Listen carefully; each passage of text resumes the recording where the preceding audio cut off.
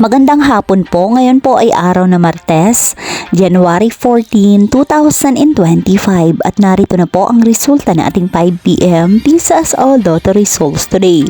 At para po sa draw natin ngayon ay ang 3D Lotto at ang 2D Lotto. At para po sa Lotto More updates, pa-subscribe na lang din po ako sa aking channel at pahit na din ako ng notification bell